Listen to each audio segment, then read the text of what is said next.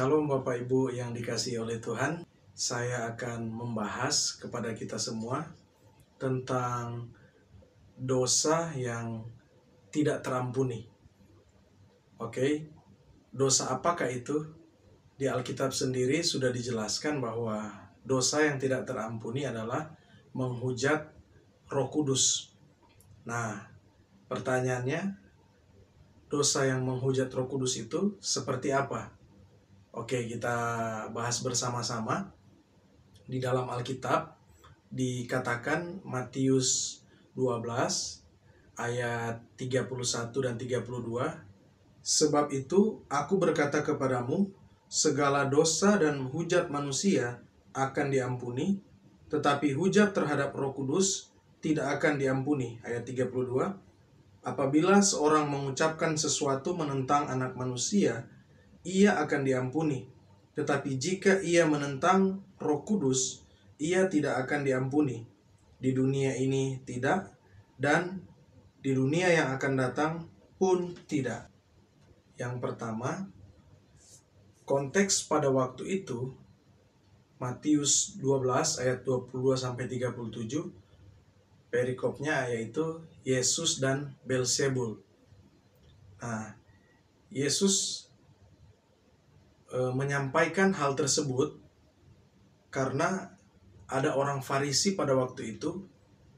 Mereka bilang bahwa Yesus mengadakan mujizat dengan kuasa Belzebul, bukan dengan kuasa Roh Allah. Sedangkan Yesus menjelaskan waktu itu bahwa dia memang menggunakan kuasa dari Allah sendiri atau dari Roh Allah. Nah, ini yang menjadi problem di situ, sehingga Yesus mengucapkan bahwa menghujat anak manusia itu masih bisa diampuni, tetapi menghujat Roh Kudus katanya tidak bisa diampuni. Nah, ini akan kita bahas bersama-sama.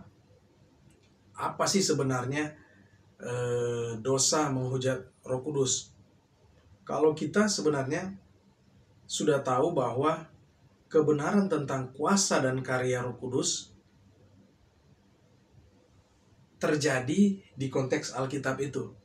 Kalau kita baca tadi ya, di Alkitab jelas sekali bahwa Yesus itu menyembuhkan orang dengan kuasa dari Roh Allah di Alkitab. Tetapi orang Farisi menganggap Yesus, atau dengan sengaja mereka bilang bahwa Yesus menggunakan kuasa dari iblis katanya, atau Belzebul. Nah, bagaimana mungkin kuasa iblis atau Belzebul melawan iblis juga, ya kan? Iblis lawan iblis. Itu yang Yesus bilang bahwa itu tidak mungkin satu kerajaan itu saling membunuh atau saling berantem, tidak mungkin. Nah, kita perhatikan baik-baik di sini. Dikatakan ayatnya yang ke-22, kemudian dibawalah kepada Yesus seorang yang kerasukan setan. Orang itu buta dan bisu. Lalu Yesus menyembuhkannya, sehingga si bisu itu berkata-kata dan melihat. Ayat 23, maka takjublah sekalian orang banyak itu, katanya, ia ini agaknya anak Daud. Tetapi ketika orang Farisi mendengarnya, mereka berkata, dengan Belzebul, penghulu setan, ia mengusir setan. Tetapi Yesus mengetahui pikiran mereka, lalu berkata kepada mereka, setiap kerajaan yang terpecah-pecah pasti binasa, dan setiap kota atau rumah tangga yang terpecah-pecah tidak dapat bertahan. Demikianlah juga kalau iblis mengusir iblis, ia pun terbagi-bagi dan melawan dirinya sendiri. Bagaimanakah kerajaannya dapat bertahan? Jadi jika aku mengusir setan dengan kuasa Belzebul, dengan kuasa siapakah pengikut-pengikutmu mengusirnya? Sebab itu merekalah yang akan menjadi hakimmu.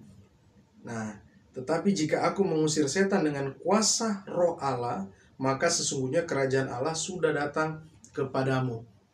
Ya, ini Yesus jelaskan kepada orang-orang pada waktu itu bahwa dia menggunakan kuasa daripada Roh Allah sebenarnya. Problemnya adalah orang Farisi menganggap bahwa, atau menyampaikan bahwa Yesus katanya menggunakan kuasa daripada Belzebul. Oke. Nah, sehingga Yesus menjelaskan di ayatnya yang ke-30. Siapa tidak bersama aku, ia melawan aku, dan siapa tidak mengumpulkan bersama aku, ia mencerai-beraikan. 31 kita mulai. Sebab itu aku berkata kepadamu, sesungguhnya dosa dan hujat manusia akan diampuni, tetapi hujat terhadap Roh Kudus tidak akan diampuni. Ayat 32. Apabila seorang mengucapkan sesuatu menentang anak manusia, ia mungkin diampuni. Tetapi jika ia menentang Roh Kudus, ia tidak akan diampuni. Di dunia ini tidak, dan di dunia yang akan datang pun tidak. Apa yang disampaikan oleh orang Farisi tadi, sehingga Yesus mengeluarkan statement seperti ini. Jadi orang yang menghujat Roh Kudus itu tidak akan diampuni. Kok bisa orang yang menghujat Roh Kudus tidak diampuni? Rupanya begini, orang Farisi pada waktu itu, mereka sudah belajar firman Tuhan, sudah tahu tanda-tanda yang akan datang, nubuatan-nubuatan di perjanjian lama.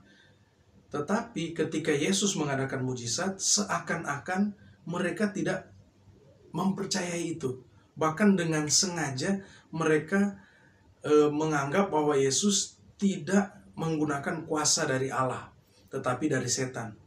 Nah, itulah yang Yesus bilang bahwa mereka sebenarnya menghujat kuasa dari Allah itu sendiri. Nah, orang yang menghujat itu adalah artinya begini, mereka sudah tahu bahwa itu adalah kuasa Tuhan, tetapi dia tidak, atau dengan sengaja dia tidak percaya. Dia sengaja menghujat atau mencela. Nah, disitulah yang disebut dengan dosa yang tidak diampuni. Bagaimana dengan zaman sekarang? Orang yang menghujat Roh Kudus sama halnya dengan tidak percaya akan karya Yesus. Yesus adalah Tuhan. Yesus mati, bangkit, dan naik ke sorga. Yesus menebus dosa umat manusia. Sehingga Alkitab berkata dalam Yohanes 3 ayat 16 dikatakan, karena begitu besar kasih Allah akan dunia ini, sehingga ia telah mengaruniakan anaknya yang tunggal, supaya setiap orang yang percaya kepadanya tidak binasa, melainkan beroleh hidup yang kekal. Jadi percaya kepada Yesus beroleh hidup yang kekal. Sebaliknya tadi, ketika kita menghujat Roh Allah atau Roh Kudus itu, maka kita tidak akan mendapat hidup yang kekal. Jadi menghujat Roh Allah itu sama halnya dengan tidak percaya akan kuasa atau karya Allah, atau karya Allah itu adalah Yesus itu sendiri. Nah, kalau kita tidak percaya Yesus, maka kita tidak akan diampuni. Otomatis itu. Oke, selanjutnya, orang Kristen ketika dia berubah tidak percaya, ini konteks orang Kristen ya. Apabila orang Kristen itu yang tadinya percaya kepada Tuhan, tetapi dengan sengaja, ya, dengan sengaja, dengan alasan tertentu, tiba-tiba dia tidak percaya atau menyangkal atau menghujat Yesus atau karya Yesus, karya Allah, itu sama halnya dengan menghujat Roh Kudus. Misalnya, dia menjual Yesus karena uang, karena harta, karena wanita, karena jabatan, karena ketenaran. Nah, itu semua dia lakukan hanya karena alasan-alasan tadi. Sehingga dia menghujat Roh Allah atau menghujat Yesus itu sendiri. Maka dari itu, otomatis orang tersebut tidak akan diampuni. Nah, dari sekarang makanya kita harus kuat dalam iman kita, supaya kita pada suatu saat nanti karena kebutuhan kita tinggalkan Yesus ya. Jangan sampai seperti itu. Kecuali orang yang belum percaya Yesus, belum mengenal Yesus, terus dia menghujat, ya terserah dia, nggak masalah.